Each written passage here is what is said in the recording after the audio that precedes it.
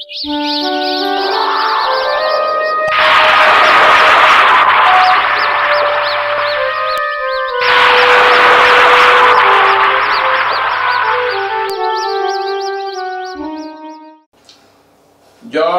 জয় শান্তি হরি গুরু গোপাল চাঁদ প্রীতে একবার হরি ধ্বনি বল মন, হরি বল হরি বল হরি বল হরি বল।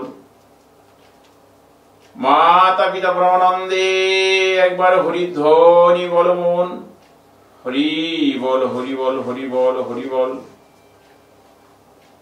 শ্রী শ্রী হরি লীলামৃত প্রীতে একবার হরি ধ্বনি বল মন, হরি বল হরি বল হরি বল। বন্দনা। জয় জয় হরি চাঁদ, জয় কৃষ্ণ দাস, জয় শ্রী বৈষ্ণব দাস, জয় গৌরী দাস, জয় শ্রী স্বরূপ দাস পঞ্চ সহোদর, পতিত পাবন হেতু হইলায় অবতার। জয় জয় গুরু চাঁদ, জয় হীরামন, জয় শ্রী গোলক চন্দ্র, জয় শ্রী লোচন, জয় জয় দশরথ, জয় মৃত্যুঞ্জয়, জয় জয় মহানন্দ প্রেমানন্দময়, জয় নাটু, জয় ব্রজ, জয় বিশ্বনাথ, নিজ দাস করি মোরে করো আত্মসাৎ। হরি বল হরি বল। অথ মঙ্গলাচরণ। হরিচাঁদ চরিত্র সুধা প্রেমের ভান্ডার, আদি অন্ত নাহি যার কলিতে প্রচার। হরি বল হরি বল। হরিচাঁদ চরিত্র সুধা প্রেমের ভান্ডার, আদি অন্ত নাহি যার কলিতে প্রচার। আমার ঐতিহাসিক মহাকবি মহর্ষি তারকচন্দ্র সরকার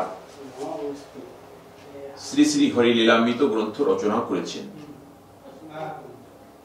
হরিলীলামৃত গ্রন্থ যখন রচনা করেছেন, পাণ্ডুলিপি লিখেছেন, তখন এই গ্রন্থের নামকরণ তিনি করেছিলেন শ্রী শ্রী হরিচাঁদ চরিত্র সুধা। কিন্তু এই পাণ্ডুলিপি দীর্ঘদিন ধরে ওরাকান্দি ঠাকুর বাড়িতে মজুদ ছিল। বহু ভক্তা প্রচেষ্টা করেছিলেন এই হরিলীলামৃত ছাপাবার জন্য, কিন্তু তৎকালীন দিনে এত বড় গ্রন্থ ছাপানো যেমন অর্থের প্রয়োজন ছিল, তেমনি লোকের প্রয়োজন ছিল, যোগাযোগের প্রয়োজন ছিল, ভালো ছাপাখানার প্রয়োজন ছিল। সবগুলি একসঙ্গে হয়ে ওঠেনি। সেই গ্রন্থের নামকরণ করা হয়েছিল শ্রী শ্রী হরিচাঁদ চরিত্র সুধা। কিন্তু পরবর্তীকালে যখন প্রকাশ করা হয়, ছাপানো হয়, তখন শ্রী শ্রী গুরুচাঁদ ঠাকুরের জ্যেষ্ঠ পুত্র শশীভূষণ ঠাকুর, কবিরত্ন কবি চূড়ামণি, হরিবর সরকার, আমার লক্ষ্মীখালীর গোপাল চাঁদ, আরো বহু ভক্ত সকলের মিলিত সিদ্ধান্তে এখানে গিয়ে উপনীত হলেন যে এই গ্রন্থের নামকরণ করা হবে শ্রী শ্রী হরি লীলামৃত। একথা সকলে মিলে আমার দয়াল গুরুচাঁদের কাছে গিয়ে জানালেন। আমার দয়াল গুরুচাঁদ তিনি অনুমতি দিলেন। আমার কবিরত্ন কবি চূড়ামণি, কবি সরকার, হরিবর সরকারকে তিনি অনুমতি দিলেন, হ্যাঁ তুমি এই গ্রন্থের নামকরণ হরিচাঁদ চরিত্র সুধার পরিবর্তে শ্রী শ্রী হরিলীলামৃত করতে পারো, আমার পুরো সম্মতি রয়েছে। সেই সম্মতি ক্রমে সেই গ্রন্থের নামকরণ করা হয় শ্রী শ্রী হরিলীলামৃত। কলকাতায় ছাপাতে দেওয়া হয়, সেখানে এই গ্রন্থ আকার অনেকটা বড় ছিল, কিন্তু অর্থের দিক বিবেচনা করে আরো কিছু সামাজিক রীতিনীতি কথা চিন্তা করে এই গ্রন্থকে কিছুটা সংকীর্ণ করা হয় এবং এই গ্রন্থের কিছু সংস্কার করা হয়, সংশোধন করা হয়, করে আমার হরিলীলামৃত গ্রন্থ ছাপানো হয়। এই গ্রন্থে আমার কবি, মহাকবি তারকচন্দ্র সরকার, তিনি বলেছেন, আদি অন্ত নাহি যার কলিতে প্রচার। অর্থাৎ এই অনন্ত মহাবিশ্ব কবে সৃষ্টি হয়েছে আর এই অনন্ত মহাবিশ্ব কবে শেষ হবে মানুষের পক্ষে বলা সম্ভব নয়। কবে অনন্ত মহাবিশ্বের সৃষ্টি হয়েছে কেউ বলতে পারে না, আর কবে শেষ হয়ে যাবে কেউ বলতে পারে না। কিন্তু আমার কবি বলেছে, সেই পৃথিবীতে মানব জাতির কবে শেষ শুরু হয়েছে, মানুষ কবে সৃষ্টি হয়েছে, কবে শেষ হবে কেউ বলতে পারে না। কিন্তু আমার শ্রীহরি, সে শঙ্খ চক্র গদা পদ্মধারী মহাবিষ্ণু, তিনি যুগে যুগে লীলা করেছেন। সভ্য মানব জাতি যখন পৃথিবীতে এসেছে, মানুষ যখন সভ্যতার পথে এগিয়ে চলেছে, আমার শ্রীহরি অর্থাৎ মহাবিষ্ণু, তিনি বিভিন্ন প্রয়োজনে মানুষকে শিক্ষা দেবার জন্য, মানব জাতিকে রক্ষা করবার জন্য, ধার্মিককে রক্ষা করবার জন্য তিনি যুগে যুগে লীলা করেছেন, অবতার হয়েছেন। হরি বল, হরি বল। সত্য ত্রেতা দাপরের শেষ হয় কলি, ধন্য করি যুগ কহে বৈষ্ণব সকলি। 3 যুগ পরে কলি যুগে কনিষ্ঠ হইয়া হইল সর্বযুগ শ্রেষ্ঠ। আমার মহাকবি, ঐতিহাসিক মহাকবি মহর্ষি তারকচন্দ্র সরকার, তিনি বলেছেন, সত্য ত্রেতা দাপরের শেষ হয় কলি, ধন্য কলি যুগ কহে বৈষ্ণব সকলি। 3 যুগ পরে কলি যুগ এ কনিষ্ঠ হইয়া হইল সর্বযুগ শ্রেষ্ঠ। আদি বৈদিক গ্রন্থাবলীতে সত্য ত্রেতা দাপর কলি এই 4 যুগের উল্লেখ রয়েছে। এই 4 যুগের মধ্যে সেখানে উল্লেখ করা রয়েছে কলি হচ্ছে সব থেকে শেষ এবং সর্বনিকৃষ্ট যুগ বলে বর্ণনা করা হয়েছে। কিন্তু আমার মহাকবি তারকচন্দ্র সরকার বলেছেন, না, এই কলিযুগ হচ্ছে কনিষ্ঠ হলেও সর্বশ্রেষ্ঠ যুগ। কারণ হিসেবে তিনি বলেছেন, এই যে সত্য ত্রেতা দাপর 3 যুগ, এই 3 যুগে মানুষের যে মৌলিক অধিকার সেটা বজায় ছিল না, মানুষের সম্পূর্ণ স্বাধীনতা ছিল না, মাতৃজাতিকে সম্মান করা হয়নি, মাতৃজাতিকে বলা হচ্ছে নরকের দ্বার। আর এই কলিযুগে সেই মাতৃজাতি আজকের সম্মানের শিখরে, বড় বড় রাজনৈতিক ক্ষমতার শিখরে রয়েছে, দেশের ক্ষমতার শিখরে রয়েছে, কেউ চাঁদে চলে যাচ্ছেন, মহাকাশে চলে যাচ্ছেন। নারী জাতি, মায়েরা,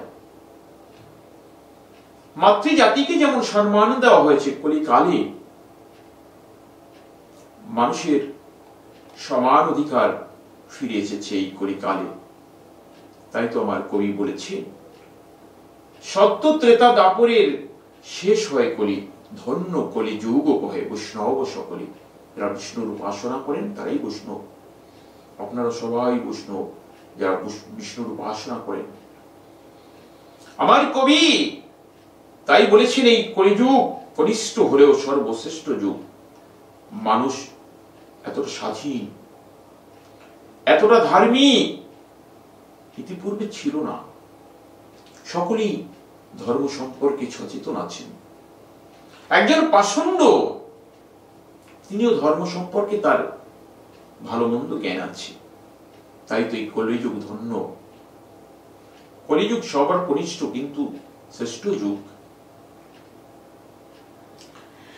এই কলিকালে শ্রী গৌরাঙ্গ অবতার বর্তমান ক্ষেত্রে দারু ব্রহ্মরূপ।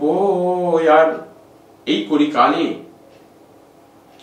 আমরা জেনেছি সত্যে শ্রীহরি সত্য যুগে মৎস্য, কুর্ম, বামন, বরাহ, নৃসিংহ অবতার হয়েছেন।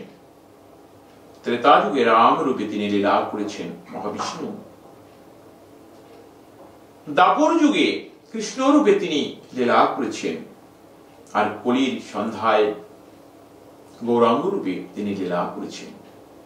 এই যে নবদ্বীপে 9টা দ্বীপের সমন্বয়ে গঠিত নবদ্বীপ, সেই নবদ্বীপের মধ্যে যে দ্বীপটির নাম দারুব্রহ্ম, সেই দারুব্রহ্ম দ্বীপে আমার গৌরাঙ্গ মহাপ্রভু জন্মগ্রহণ করেছেন।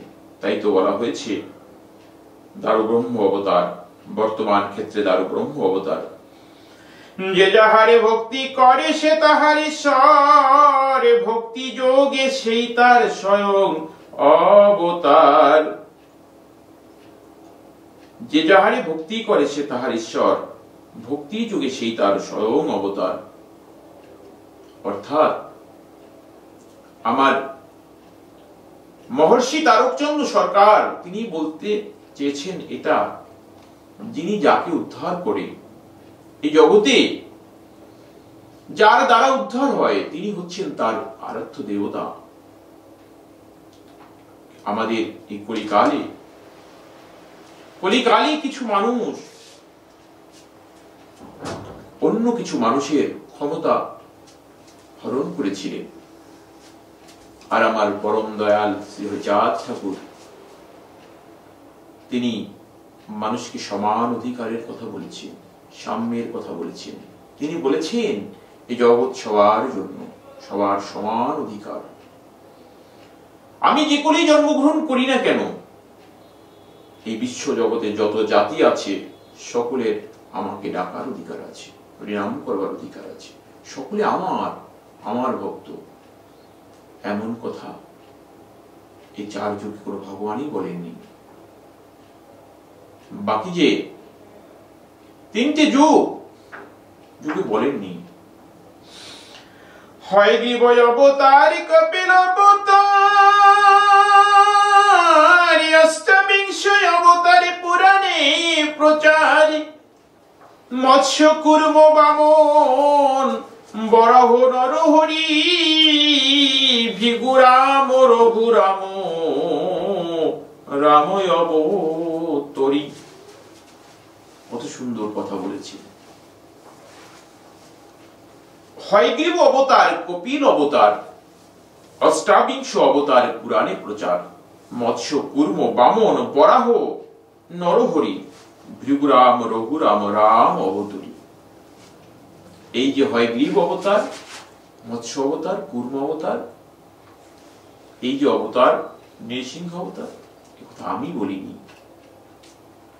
এগুলো আমার কথা নয়। পুরাণ গ্রন্থ, এই যে 18খানা পুরাণ আছে, মৎস্য পুরাণ, ব্রহ্মবৈবর্ত পুরাণ, বিষ্ণু পুরাণ, ভাগবত পুরাণ, পদ্ম পুরাণ, এই পুরাণ গ্রন্থে বলা হয়েছে এই অবতারের কথা রয়েছে। কথা আমার কথা নয়। পুরাণে বলেছে সমস্ত অবতারের কথা, আমি শুধু তার উল্লেখ মাত্র করেছি। আর হয়গ্রীব অবতার, কপিল অবতার, হয়গ্রীব অবতারের কথা উল্লেখ করেছেন। ভগবান বিষ্ণু একবার হয়গ্রীব অবতার হয়েছিলেন। একজন ছিল হয়গ্রীব দত্ত, আর একজন হয়গ্রীব অবতার, এই দুজন আলাদা। সত্য যুগে, ত্রেতা যুগে মানুষের যে মৌলিক অধিকার মানুষের সমান অধিকার ছিল না। এক শ্রেণীর মানুষ সমস্ত অধিকার ভোগ করতেন।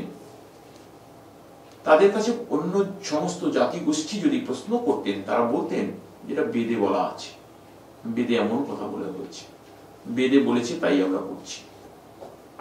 আমার হয়গ্রীব দৈত্য তিনি বললেন বেদে বলা হয়েছে, তাহলে বেদখানা একটু পড়তে হয় আমাকে। বেদ কোথায় আছে? বেদ আছে সেই ব্রহ্মার হাতে। ব্রহ্মার 4 হাতে, এক হাতে দেখবেন একখানা গ্রন্থ রয়েছে লেখা বেদম, অর্থাৎ বেদম কথা তো বাংলায় বেদ, ব্রহ্মার হাতে রয়েছে। হয়গ্রীব বললেন যদি ব্রহ্মার হাতে বেদ থাকবে, বেদে কি লেখা আছে? সমস্ত মানুষ কেন সমান অধিকার নেই? কেন সবাই কেন সমান অধিকার পাচ্ছে না? কেন সমাজে কেন শ্রেণী বিভাগ? আমাকে জানতে হবে। অন্যদিকে সমস্ত দেবতাগণ যজ্ঞের আয়োজন করেছেন, যজ্ঞ করছেন, ধ্যান জ্ঞান করছেন। আমার হয়গ্রীব অবতার তিনি মনস্থির করেছেন আমাকে বেদ পড়তে হবে, বেদ জানতে হবে। ওদিকে যখন সমস্ত দেবতাগণ যাগযজ্ঞ করছেন, কিছু অসুরগণ, কিছু দৈত্য সেই যজ্ঞ পণ্ড করবার জন্য মৃত প্রাণীর হাড়, চর্ম, অস্থি সবকিছু নিক্ষেপ করলেন সেই যজ্ঞের আগুনের মধ্যে। কিছুতেই করতে পারছে না দেবতাগণ। তখন তারা কি করলেন? তারা ব্রহ্মার শরণাপন্ন হলেন। ব্রহ্মা বলছেন আমি তো কিছু করতে পারবো না, তোমরা সেই বিষ্ণুর কাছে যাও। ওদিকে বিষ্ণু তিনি তার যে ধনুকে হেলান দিয়ে তিনি বিশ্রাম নিচ্ছেন, ধনুকে হেলান দিয়ে বিশ্রাম নিচ্ছেন। তাকে স্মরণ করছেন ব্রহ্মা, কিন্তু তাতেও তার ঘুম ভাঙছে না। তাই একটি কীট পাঠালেন। কীট গিয়ে কি করলো? ধনুকের ছিলাটি কেটে দিল। সঙ্গে সঙ্গে বিষ্ণু যখন ধনুকের ছিলাটি কেটে দিল, সমস্ত পৃথিবী কাঁপতে শুরু করলো, মহাবিশ্ব কাঁপতে শুরু করলো, অনন্ত মহাবিশ্ব কাঁপছে। আর সেই কীট গিয়ে নিক্ষেপ করলো, আঘাত করলো বিষ্ণুর গ্রীবাদেশে। বিষ্ণুর গ্রীবা কেটে মস্তক মাটিতে পড়ে গেল। সারা পৃথিবী অন্ধকার হয়ে গেল, সারা পৃথিবী অন্ধকার হয়ে গেল। বিষ্ণুর মস্তক কেটে দুভাগ হয়ে গেল। আর ওদিকে যেখানে সমস্ত দেবতারা যজ্ঞ করছিলেন, সমস্ত দেবতাদের যজ্ঞ পণ্ড করবার জন্য দৈত্যরা গিয়ে সেই যজ্ঞ পণ্ড করবার জন্য মৃত প্রাণীর হাড়, চর্ম সবকিছু নিক্ষেপ করলেন যজ্ঞের মধ্যে, পণ্ড হয়ে গেল। আর সেখানে হয়গ্রীব দৈত্য তিনি উপস্থিত হলেন, নেতৃত্ব দিলেন। তিনি বলছেন আমি দেখব কিভাবে যজ্ঞ করছে। মানুষের সমান অধিকার একদিকে নেই, আরে যজ্ঞ করে কি হবে? আমাদেরকে সমান অধিকার দিতে হবে। এক শ্রেণীর মানুষ উঁচু নিচু এই 4টে শ্রেণীতে কেন ভাগ হবে? আমরা তো সবাই মানুষ, কেন 4টে শ্রেণীর মানুষ থাকবে? মানুষ তো সবাই আপনার সৃষ্টি, আপনি তো সৃষ্টিকর্তা। আচ্ছা আমি বলতে পারবো না, যিনি পালন কর্তা বিষ্ণু, তার কাছে যাও। এই বলে তিনি ঘুমিয়ে পড়লেন। হয়গ্রীব মনস্থির করলেন না, তুমি ঘুমাও, তারপরে আমি দেখবো তোমার ওই বেদে কি লেখা আছে। ব্রহ্মা ঘুমিয়ে পড়লেন। ব্রহ্মার কাছ থেকে তিনি বেদখানা চুরি করে নিয়ে অধ্যয়ন করতে শুরু করলেন। তারপরে যখন ব্রহ্মার ঘুম ভাঙলো, উঠে দেখছেন বেদ নেই কাছে, বেদ নেই। বিষ্ণুকে বলছেন বিষ্ণু, স্মরণ করলেন বিষ্ণু তো মস্তক কাটা গেছে। দেবতারা গিয়ে কি করলেন? পাশেই একটি ঘোড়া পেয়েছিলেন, তার গ্রীবা কেটে বিষ্ণুর মাথায় বসিয়ে দিলেন। সেই থেকে হলো হয়গ্রীব অবতার। বিষ্ণু হলেন হয়গ্রীব অবতার।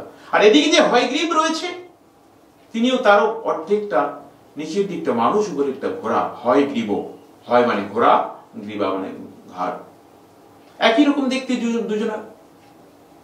ব্রহ্মার প্রথমে ভুল হয়েছিল, কে? বিষ্ণু। বিষ্ণুকে বললেন হে বিষ্ণুদেব, আপনি আমার বেদ কোথায়, আপনি উদ্ধার করে দিন। হয়গ্রীব বলছে বেদ আমার কাছে, আমি এই বেদ অধ্যয়ন করে দেখব কি লেখা আছে এর মধ্যে। মানুষের মধ্যে কেন শ্রেণী বিভাগ? কেউ ব্রাহ্মণ, কেউ বৈশ্য, কেউ ক্ষত্রিয়, কেউ শূদ্র, কেন? এক শ্রেণীর মানুষের সমস্ত অধিকার থাকবে আর অন্য শ্রেণীর কেন থাকবে না? তিনি বেদ পাঠ করতে শুরু করলেন,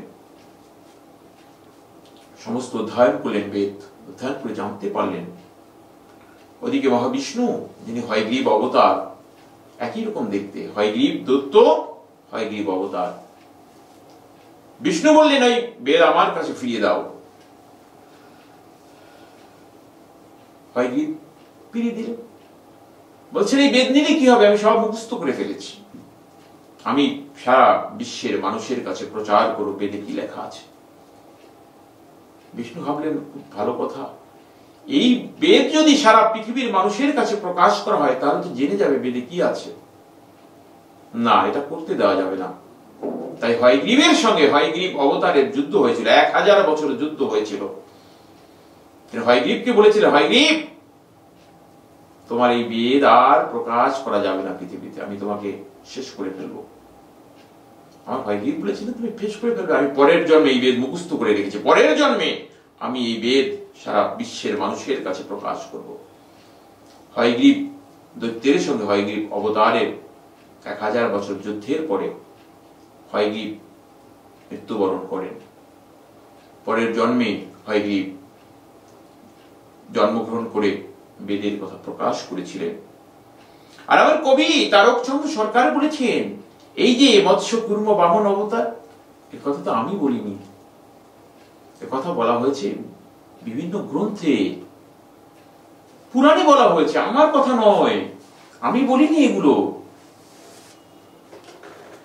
ঈশ্বরের অংশ কলা সময় অবতারে প্রথম পুরুষ অবতারে রঘুবর, নন্দের নন্দন হলো গোলকের নাথ, শঙ্কর শোন রাম অবতার সাত। সব ঈশ্বরের অংশ পুরাণে নিরখি, বর্তমানে দারু ব্রহ্ম অবতার কল্কি। সব অবতার হতে রাম দয়াময়, দারু ব্রহ্ম দয়াময়, কৃষ্ণ দয়াময়। পূর্ণ ব্রহ্ম পূর্ণানন্দ নন্দেরই নন্দন, সেই নন্দ সুত হলো সচির নন্দন। যে কালে জন্মিল কৃষ্ণ পূর্ণ ব্রহ্ম নয়, পূর্ণ হলো যে কালে পড়িল যমুনায়। এখানে বলা হয়েছে পূর্ণ ব্রহ্ম পূর্ণানন্দ নন্দের নন্দন, সেই নন্দ সুত হলো সচির নন্দন। যে কালে জন্মিল কৃষ্ণ পূর্ণ ব্রহ্ম নয়, পূর্ণ হলো যে কালে পড়িল যমুনায়। অর্থাৎ কথাটার মানে হচ্ছে কৃষ্ণ যখন জন্মেছিলেন দৈবকীর উদরে, তখন জন্মে তিনি পূর্ণ ছিলেন না। পূর্বেই তার এই অঙ্গীকার ছিল যে দেবকীর অষ্টম গর্ভে যিনি জন্মগ্রহণ করবেন তিনি হচ্ছেন, তিনি কংসকে হত্যা করবেন। দৈবকীর অষ্টম গর্ভের সন্তানের হাতে মৃত্যু হবে কংসের। কংসে ছিলেন একজন দৈত্য, তার জন্ম হয়েছে একজন, যেটা পুরাণে জানা যায়, পদ্ম পুরাণে জানা যায়, দৈত্যের রহস্যে জন্ম হয়েছে। আর এদিকে বলা হয়েছে কংসের মৃত্যু হবে দেবকীর অষ্টম গর্ভের সন্তানের হাতে। ভগবান দেখলেন অষ্টম গর্ভে এর আগে 7 জন জন্মগ্রহণ করেছে, সবাইকে পাথরের উপরে আছাড় মেরে ফেলেছেন কংস। অষ্টম গর্ভে তো মারা যাবে, মেরে ফেলবেন। তাই ভগবান নিজেকে রক্ষা করবার জন্য 3 মাসে তার গর্ভস্রাব হলো। 3 মাসের সন্তান, 3 মাসে তো একটি সন্তান পূর্ণাঙ্গ হতে পারে না। এই সন্তানকে নিয়ে বসুদেব ঝুড়িতে করে যমুনা পার হয়ে নন্দের আলোয় রাখতে যাচ্ছিলেন। সেই যে কৃষ্ণ চারটি হাত ছিল, যখন যাচ্ছিলেন একটি শ্রীগাল তাকে পথ দেখিয়ে নিয়ে যাচ্ছে। হঠাৎ করে যমুনার মধ্যে কৃষ্ণ পড়ে গেলেন, অর্থাৎ তিনি পূর্ণতা নেবার জন্য এই যে চারটি হাত, যখন কৃষ্ণ পড়ে গেল যমুনার জলে, তারপর বসুদেব খুঁজে পেলেন কৃষ্ণকে। যখন তুললেন জল থেকে, দেখেন দুটো হাত। কি হলো? চারটে হাত ছিল, দুটো হাত তার নেই আর। তারপর সেই সন্তানকে নিয়ে নন্দের আলোয় রেখে এলেন যশোদার কাছে। ওদিকে যশোমতী, যশোদা মা আমার গর্ভবতী, সন্তান সম্ভবা, তার গর্ভে যমজ সন্তান জন্মেছে। যমজ সন্তান জন্মেছে, একটি মেয়ে একটি ছেলে। যখন আমার বসুদেব যখন কৃষ্ণকে রেখে এলেন নন্দের আলোয়, আমার যশোদা মায়ের গর্ভে যে সন্তান ছেলেটি জন্মগ্রহণ করছিল, এই দুই বিষ্ণু এক হয়ে গেলেন, মিলিত হয়ে গেলেন। ব্রহ্মবৈবর্ত পুরাণে এমন কথা উল্লেখ রয়েছে, আমার কবি তারকচন্দ্র সরকার বলছেন, আমি বলিনি এ কথা। ব্রহ্মবৈবর্ত পুরাণে তার মীমাংসা রয়েছে। যশোদার গর্ভে মহাবিষ্ণু জন্মিয়ে আছে, সেই সন্তান এক হয়ে গেল, একজনই সন্তান হলো, পূর্ণতা প্রাপ্ত হলেন। আমার কবি তারকচন্দ্র সরকার বলতে চেয়েছেন, যদি মাতৃ জঠরে কেউ না জন্মে, যমুনা হচ্ছে এখানে মাতৃ জঠর, মাতৃ জঠরে কেউ জন্মগ্রহণ না করে কেউ পূর্ণতা প্রাপ্ত হতে পারে না। এই মায়ের মাতৃ জঠর হচ্ছে যশোদার গর্ভে 10 মাস 10 দিন ছিলেন এই বিষ্ণু, সেই মহাবিষ্ণু একত্রিত হয়েছে, শ্রীকৃষ্ণ হয়ে গেলেন। যশোদার গর্ভে মহাবিষ্ণু জন্মিয়াছে, ব্রহ্মবৈবর্ত পুরাণে তার মীমাংসা রয়েছে। আর এই মাতৃজাতি, কোন যুগে মাতৃজাতিকে এত সম্মান দেওয়া হয় নাই। আর আমার হরিচাঁদ ঠাকুর বলেছেন, এই জগতে মায়েরা হয়েছে সবার উপরে, মাতৃজাতিকে সম্মান দেওয়া হয়েছে। বৈদিক গ্রন্থে বলা হয়েছে, নারীকে বলা হয়েছে নরকের দ্বার। আমার হরিচাঁদ ঠাকুর বলেছেন, মা, এই জগৎ তো মা, মা থেকে এই জগৎ সৃষ্টি হয়েছে। আমি সেই মায়ের কোটি কোটি মা যারা এই পৃথিবীতে সন্তান জন্ম দিয়েছেন, পৃথিবীতে যত মা জন্মেছিলেন এখনো আছেন, যারা জন্মাবেন, সবার শ্রীপাদ পদে আমার ভক্তিপূর্ণ প্রণাম। যমুনা হচ্ছে আমার তারকচন্দ্র সরকারের কবির, যমুনা হচ্ছে মাতৃ জঠর। সে মাতৃ জঠরে না জন্মগ্রহণ করে কেউ পূর্ণতা প্রাপ্ত পায় না। 10 মাস 10 দিন সেখানে সময় লাগে, ডাক্তারি ভাষায় 9 মাস 10 দিনও বলা হয়। এই 10 মাস 10 দিন মাতৃ জঠরে থেকে, যে যমুনায় জলের মধ্যে থেকে যিনি জন্মগ্রহণ করেন, তিনি হচ্ছেন পূর্ণ। আমার হরিচাঁদ ঠাকুর মাতৃ জঠরে জন্মগ্রহণ করেছিলেন। শচী গর্ভে জন্ম লয়ে আসিলেন পূর্ণ, দীক্ষা প্রাপ্তে পূর্ণ নাম শ্রীকৃষ্ণ চৈতন্য। তখন হইয়া পূর্ণ সন্ন্যাস করিলে, আর 40 বর্ষ পরে মিশিলা উৎকলে। সকল হরণ করে তারি বলি হরি, রাম হরি কৃষ্ণ হরি শ্রী গৌরাঙ্গ হরি। প্রেমদাতা নিত্যানন্দ তার ছবি ভরে, হরিকে হরায় সেই হরি ভক্ত দ্বারে। নিত্যানন্দ হরি কৃষ্ণ হরি গৌর হরি, হরিচাঁদায় আসল হরি পূর্ণানন্দ হরি। এই হরিচাঁদ লীলা সুধার সাগর, তারকেরে কর হরি তাহাতে মকর। আমার কবি তারকচন্দ্র সরকার বলেছেন, হরিচাঁদ নিত্যানন্দ হরি কৃষ্ণ হরি গৌর হরি, হরিচাঁদ আসল হরি পূর্ণানন্দ হরি। এই হরিচাঁদ লীলা সুধারু সাগর, তার উপরে কর হরি তাহাতে মকর। এই যে অনন্ত মহাবিশ্ব, এই মহাবিশ্বে হচ্ছে লীলার সাগর আমার শ্রীহরি। এই সাগরে বলছে আমাকে মকর করো। মকর কথার অর্থ কুমির বা বড় মাছ। যে মাছ সামনের দিকে একটি সুর থাকে, সিংহ থাকে, সেটা হচ্ছে তার স্পর্শ ইন্দ্রিয়, যার মাধ্যমে তিনি জানতে পারেন যে তার সমকক্ষ কারা কাছাকাছি রয়েছে। তাদেরকে চিনে নেবার জন্য আমার দয়াল হরিচাঁদ ঠাকুর আবির্ভূত হয়েছেন। আবার তারকচন্দ্র সরকার বলেছেন, এই হরিচাঁদ লীলা সুধারু সাগর, তারকের কর হরি তাহাতে মকর। হরি বল, হরি বল। জয় জয় শান্তি হরি গুরু গোপাল চাঁদের প্রীতে। একবার হরিধ্বনি বল মন। হরি বল, হরি বল, হরি বল।